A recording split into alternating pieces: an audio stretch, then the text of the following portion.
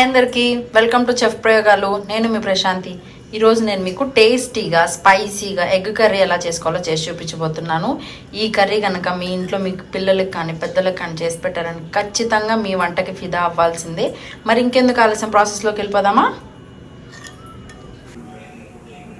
నేను ఈ egg curry కోసం ఇలా 10 ఎగ్స్ అయితే తీసుకున్నాను. ఎగ్స్లోకి ఇలా వాటర్ యాడ్ చేస్తున్నాను. వాటర్ యాడ్ చేసి ఒక 15 to 20 minutes వీటిని బాగా ఉడకబెట్టాలి. ఎగ్స్ కనుక మనకు పైనకి ఫ్లోట్ అవ్వలేదు అంటే ఎగ్స్ ఫ్రెష్ అనమాట. లేదు ఏదన్నా ఎగ్ పైకి ఫ్లోట్ అయినట్టు అలా అనిపించిందంటే మీరు ఆ ఎగ్ని తీసేసి ఆమ్లెట్కి కానీ ఇంకా వాడుకోండి.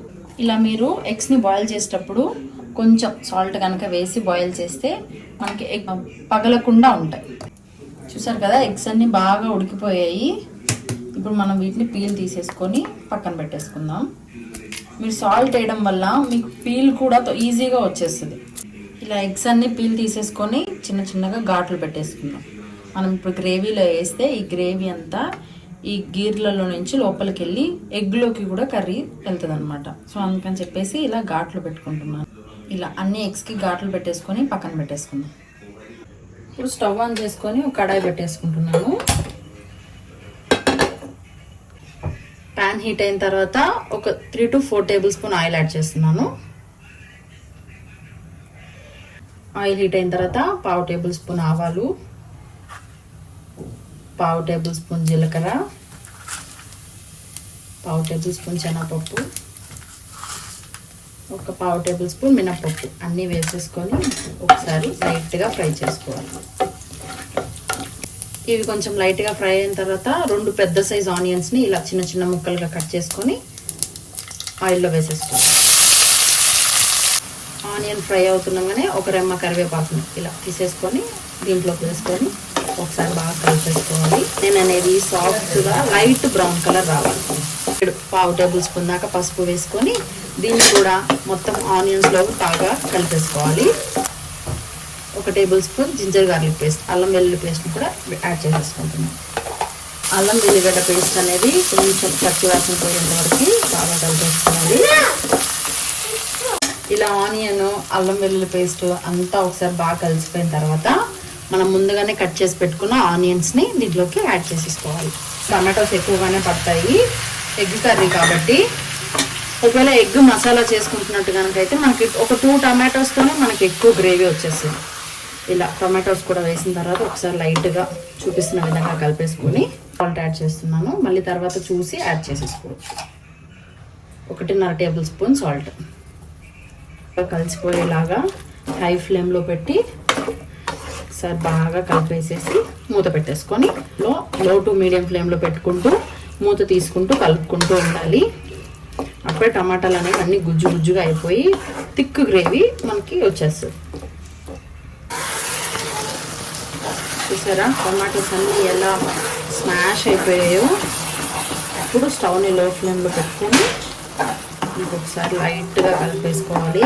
ఈ ఎగ్ కర్రీలోకి టమాటోస్ మనం ఎంత పండుగ తీసుకుంటే అంత కలర్ఫుల్గా ఉంటుంది, అంత చిక్కగా వస్తుంది అనమాట. ఇదే ఈ కర్రీకి బెస్ట్ టిప్. ఇలా టమాటోస్ అన్నీ స్మాష్ అయిపోయిన తర్వాత కారం మీకు సరిపడినంత యాడ్ చేసుకోండి. నేను 1.5 tablespoon కారం యాడ్ చేస్తున్నాను.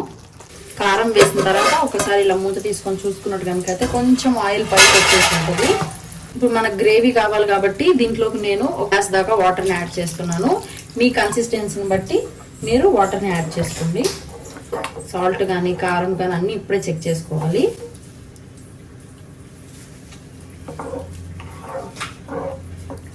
కొంచెం సాల్ట్ పడుతుంది అనిపిస్తుంది, సో నేను కొంచెం సాల్ట్ని అడ్జస్ట్ చేసేసుకుంటున్నాను.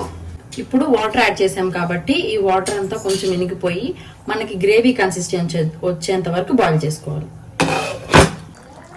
చూసారా ఎంత బాగా థిక్ కన్సిస్టెన్సీ వచ్చేసిందో. 1/2 tablespoon ధనియా పౌడర్ ఒక్కసారి ఇది కూడా వేసేసిన తర్వాత లైట్గా కలిపేసుకొని, అది ఫ్రై చేసి పౌడర్ చేసిన ధనియా పౌడర్. ఇప్పుడు దీంట్లోకి మనం ఎగ్స్ని ట్రాన్స్ఫర్ చేసేసుకుందాం. ఇలా ఎగ్స్ అన్నీ వేసుకొని ఒకసారి లైట్గా ఇలా కలిపేసుకొని, మళ్ళీ ఎక్కువ కలపకూడదు. ఏంటి 10 eggsతో కర్రీ చేస్తున్నా అన్నారు కదా, 7 eggs ఉన్నాయి ఏంటి అని అనుకుంటున్నారేమో. ఈ గ్యాప్ లో మా పాప స్కూల్ నుంచి వచ్చేసి 3 eggs తినేసింది అనమాట. సో అందుకని చెప్పేసి 7 eggs తోనే మళ్ళీ కర్రీ చేస్తున్నాను. పిల్లలకి వీలైతే డేకి ఒక ఎగ్ ఇవ్వడం స్టార్ట్ చేయండి. ఇప్పుడు అంతా వేసేసాం కదా, ఒక 1 minute పాటు ఇలా మూత పెట్టేసుకొని ఆయిల్ కొంచెం పైకి వచ్చింది. ఫైనల్ గా కొంచెం చాప్ చేసి పెట్టుకున్న కొత్తిమీరని యాడ్ చేసేసుకొని మనం చపాతీలో కానీ రైస్ లో కానీ జీరా రైస్ అలా ఉంటాయి కదా వాటిలో కానీ అద్భుతమైన కాంబినేషన్.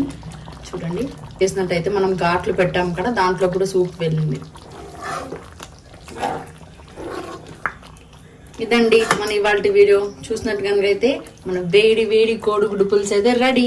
మరి మీరు కూడా ఈ రెసిపీని మీ ఇంట్లో రెడీ చేసుకొని మీ ఇంట్లో ఎలా వచ్చిందో కామెంట్ బాక్స్ లో కామెంట్ చేయండి. బాయ్.